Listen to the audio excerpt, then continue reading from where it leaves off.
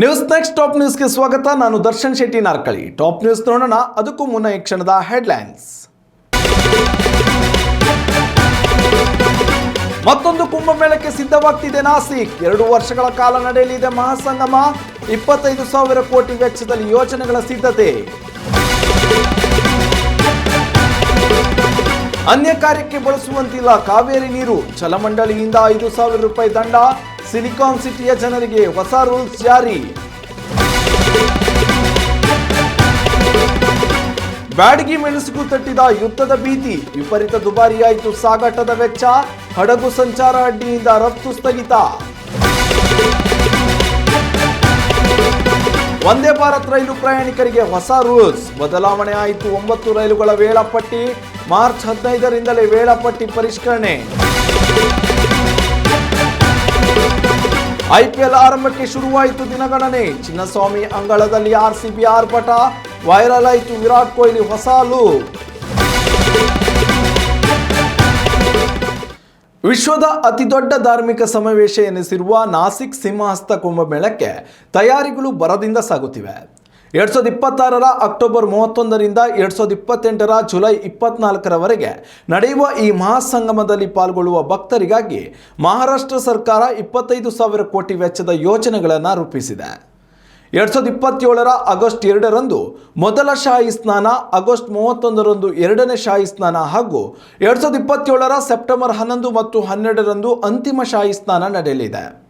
ಕುಂಭಮೇಳಕ್ಕೆ ಬರುವ ಭಕ್ತರ ಅನುಕೂಲತೆಗಾಗಿ ಹಲವು ಕ್ರಮಗಳನ್ನು ಕೈಗೊಳ್ಳಲಾಗುತ್ತಿದ್ದು, ನಾಸಿಕ್ನ ನಗರಕ್ಕೆ ವಾಹನ ಪ್ರವೇಶವನ್ನೇ ನಿಷೇಧಿಸಲಾಗಿದೆ. ಶಾಹಿ ಸ್ನಾನ ನಡೆಯುವ ದಿನಗಳಂದು ನಾಸಿಕ್ ನಗರಕ್ಕೆ ಖಾಸಗಿ ವಾಹನಗಳಿಗೆ ಪ್ರವೇಶ ಇರುವುದಿಲ್ಲ.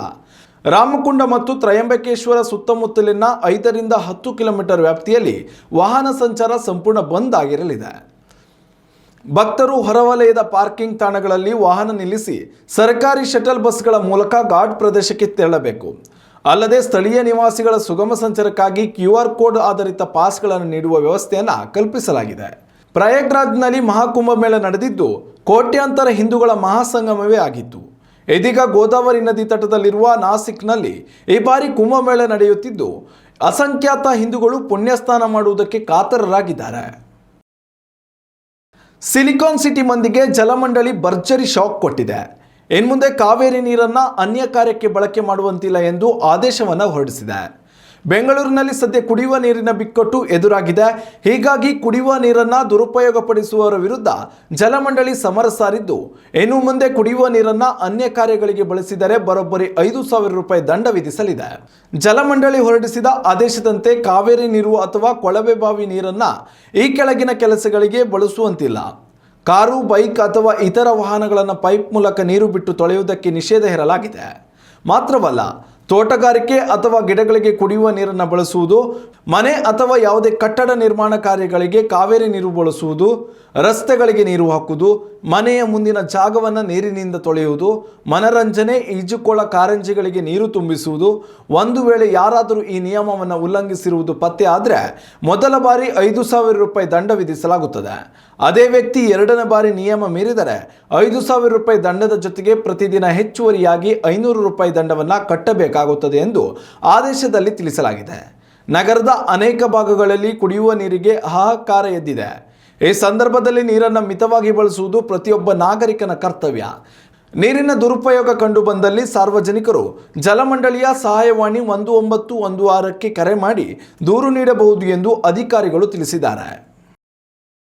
ಇರಾನ್ ಮೇಲೆ ಇಸ್ರೇಲ್ ಮತ್ತು ಅಮೆರಿಕ ನಡುವಿನ ಯುದ್ಧ ಇದೀಗ ಹಾವೇರಿ ಜಿಲ್ಲೆಯ ಬ್ಯಾಡಗಿ ಮೆಣಸಿನಕಾಯಿ ಮಾರುಕಟ್ಟೆಗೂ ತಟ್ಟಿದೆ.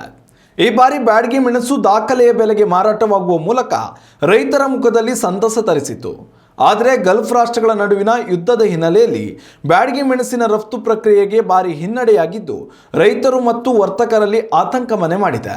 ವಿಶ್ವದಾದ್ಯಂತ ಮಸಾಲೆ ಪದಾರ್ಥಗಳು ಹಾಗೂ ಸೌಂದರ್ಯವರ್ಧಕಗಳ ತಯಾರಿಕೆಗೆ ಅತಿ ಹೆಚ್ಚು ಬಳಕೆಯಾಗುವ ಬ್ಯಾಡಗಿ ಮೆಣಸು ಮಲೇಷಿಯಾ, ಸಿಂಗಾಪುರ, ಇಂಡೋನೇಷಿಯಾ, ಥೈಲ್ಯಾಂಡ್ ಸೇರಿದಂತೆ ಇಸ್ರೇಲ್, ಇರಾನ್ ಮತ್ತು ಅಮೆರಿಕಕ್ಕೂ ರಫ್ತಾಗುತ್ತಿತ್ತು.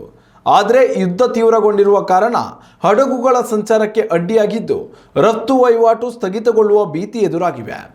ಯುದ್ಧದ ಕಾರಣದಿಂದಾಗಿ ಸಮುದ್ರ ಮಾರ್ಗದ ಸಾರಿಗೆ ವೆಚ್ಚ ಗಗನಕ್ಕೇರಿದೆ. ಈ ಹಿಂದೆ 1 ಕಂಟೈನರ್ ರಫ್ತು ಮಾಡಲು $1,800 ಇದ್ದ ಬಾಡಿಗೆ ದರ ಇದೀಗ $3,500 ಗಡಿ ದಾಟಿದೆ. ಈ ಬಾರಿ ಏರಿಕೆಯಿಂದಾಗಿ ವರ್ತಕರಿಗೆ ರಫ್ತು ಮಾಡುವುದು ಹೊರೆಯಾಗಿ ಪರಿಣಮಿಸಿದೆ. ಯುದ್ಧ ಇದೇ ರೀತಿ ಮುಂದುವರಿದರೆ ವಿದೇಶಿ ಬೇಡಿಕೆ ಕುಸಿದು ಮಾರುಕಟ್ಟೆಯಲ್ಲಿ ಬ್ಯಾಡಗಿ ಮೆಣಸಿನ ದರ ಭಾರಿ ಪ್ರಮಾಣದಲ್ಲಿ ಕುಸಿಯುವ ಸಾಧ್ಯತೆ ಇದೆ. ಈಗಾಗಲೇ ಮಾರುಕಟ್ಟೆಗೆ ಮೆಣಸು ಬರಲಾರಂಭಿಸಿದ್ದು, ಸೂಕ್ತ ಬೆಲೆ ಸಿಗದಿದ್ದರೆ ದೊಡ್ಡ ಮಟ್ಟದ ನಷ್ಟ ಅನುಭವಿಸಬೇಕಾಗುತ್ತದೆ ಎಂದು ಬೆಳೆಗಾರರು ಕಳವಳ ವ್ಯಕ್ತಪಡಿಸಿದ್ದಾರೆ. ಉತ್ತಮ ಸಂಸ್ಕಾರಯುತ ಶಿಕ್ಷಣದೊಂದಿಗೆ VSS English medium CBSE school Udupi Muddur.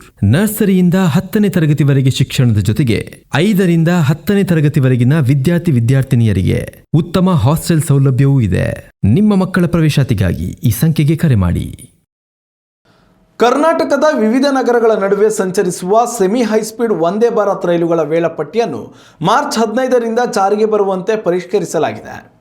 Bengaluru to Belagavi, Dharwad to Bengaluru ಸೇರಿದಂತೆ ಒಟ್ಟು 9 ರೈಲುಗಳ ನಿಲುಗಡೆ ಸಮಯ ಮತ್ತು ಆಗಮನ ಮತ್ತು ನಿರ್ಗಮನದ ವೇಳೆಯಲ್ಲಿ ಬದಲಾವಣೆ ಮಾಡಲಾಗಿದೆ.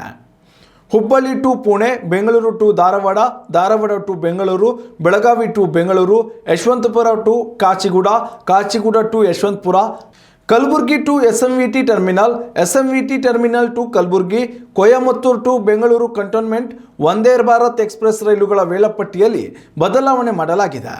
ಪ್ರಯಾಣಿಕರ ಅನುಕೂಲಕ್ಕಾಗಿ ಮತ್ತು ರೈಲುಗಳ ಓಡಾಟದ ಸಮಯವನ್ನು ಉತ್ತಮಗೊಳಿಸಲು ಈ ಕ್ರಮ ಕೈಗೊಳ್ಳಲಾಗಿದೆ ಎಂದು ನೈಋತ್ಯ ರೈಲ್ವೆ ಅಧಿಕಾರಿಗಳು ತಿಳಿಸಿದ್ದಾರೆ. ಮಾರ್ಚ್ 15ರ ನಂತರ ಪ್ರಯಾಣಿಸುವವರು ಅಧಿಕೃತ ವೆಬ್ಸೈಟ್ ಅಥವಾ ರೈಲ್ವೆ ಆ್ಯಪ್ ಮೂಲಕ ಸಮಯವನ್ನು ಮತ್ತೊಮ್ಮೆ ಖಚಿತಪಡಿಸಿಕೊಳ್ಳಲು ಕೋರಲಾಗಿದೆ. ಇಂಡಿಯನ್ ಪ್ರೀಮಿಯರ್ ಲೀಗ್ 19ನೇ ಆವೃತ್ತಿಗೆ ದಿನಗಣನೆ ಶುರುವಾಗಿದೆ. ಮಾರ್ಚ್ 28ರಿಂದ ಐಪಿಎಲ್ ಟೂರ್ನಿ ಅಧಿಕೃತವಾಗಿ ಆರಂಭಗೊಳ್ಳಲಿದೆ. ಹಾಲಿ ಚಾಂಪಿಯನ್ ರಾಯಲ್ ಚಾಲೆಂಜರ್ಸ್ ಬೆಂಗಳೂರು ತಂಡವು ತನ್ನ ಭದ್ರಕೋಟೆ ಚಿನ್ನಸ್ವಾಮಿ ಕ್ರೀಡಾಂಗಣದಲ್ಲಿ ಅಭ್ಯಾಸ ಶಿಬಿರವನ್ನು ಆರಂಭಿಸಲು ಸಜ್ಜಾಗಿದೆ. ಕರ್ನಾಟಕ ರಾಜ್ಯ ಕ್ರಿಕೆಟ್ ಸಂಸ್ಥೆ ಅಧ್ಯಕ್ಷ ವೆಂಕಟೇಶ್ ಪ್ರಸಾದ್ ಅವರು ಈ ಕುರಿತು ಮಾತನಾಡಿದ್ದು, ಆರ್ಸಿಬಿ ಆಟಗಾರರು ಮಾರ್ಚ್ 15ರಂದು ಬೆಂಗಳೂರಿಗೆ ಆಗಮಿಸಲಿದ್ದಾರೆ. ಚಿನ್ನಸ್ವಾಮಿ ಕ್ರೀಡಾಂಗಣದಲ್ಲಿ ಆಟಗಾರರು ತಮ್ಮ ಮೊದಲ ಹಂತದ ತಾಲೀಮು ನಡೆಸಲಿದ್ದಾರೆ. ಕಳೆದ ವರ್ಷದ ವಿಜಯೋತ್ಸವದ ನಂತರ ಉಂಟಾಗಿದ್ದ ಭದ್ರತಾ ಸಮಸ್ಯೆಗಳನ್ನು ಬಗೆಹರಿಸಲಾಗಿದ್ದು, ಈ ಬಾರಿ ಬೆಂಗಳೂರು ಐಪಿಎಲ್ ಹಬ್ಬಕ್ಕೆ ಸಂಪೂರ್ಣ ಸಜ್ಜಾಗಿದೆ. ಪ್ರತಿ ವರ್ಷದಂತೆ ಈ ಬಾರಿಯೂ ಕಿಂಗ್ ಕೊಹ್ಲಿ ಹೊಸ ಹೇರ್ ಸ್ಟೈಲ್ನೊಂದಿಗೆ ಕಾಣಿಸಿಕೊಂಡಿದ್ದಾರೆ. ಖ್ಯಾತ ಹೇರ್ ಸ್ಟೈಲಿಸ್ಟ್ ಆಲಿಮ್ ಹಕೀಮ್ ವಿನ್ಯಾಸಗೊಳಿಸಿರುವ ಕೊಹ್ಲಿಯವರ ರೇಸರ್ ಶಾರ್ಪ್ ಲುಕ್ ಸಾಮಾಜಿಕ ಜಾಲತಾಣಗಳಲ್ಲಿ ಕಿಚ್ಚು ಹಚ್ಚಿದೆ. ಸೈಡ್ ಫೇಡ್ ಮತ್ತು ಆಧುನಿಕ ಶೈಲಿಯ ಈ ಲುಕ್ ನೋಡಿದ ಅಭಿಮಾನಿಗಳು 2018ರ ವಿರಾಟ್ ಕೊಹ್ಲಿ ಮತ್ತೆ ಬಂದಿದ್ದಾರೆ ಎಂದು ಕಮೆಂಟ್ ಮಾಡುತ್ತಿದ್ದಾರೆ.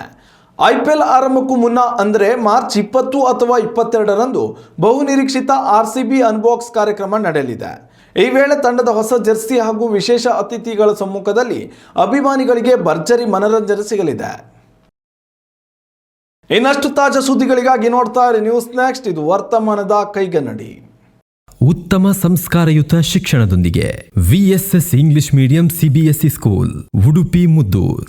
ನರ್ಸರಿಯಿಂದ 10ನೇ ತರಗತಿವರೆಗೆ ಶಿಕ್ಷಣದ ಜೊತೆಗೆ 5ರಿಂದ 10ನೇ ತರಗತಿವರೆಗಿನ ವಿದ್ಯಾರ್ಥಿನಿಯರಿಗೆ ಉತ್ತಮ ಹಾಸ್ಟೆಲ್ ಸೌಲಭ್ಯವೂ ಇದೆ. ನಿಮ್ಮ ಮಕ್ಕಳ ಪ್ರವೇಶಾತಿಗಾಗಿ ಈ ಸಂಖ್ಯೆಗೆ ಕರೆ ಮಾಡಿ.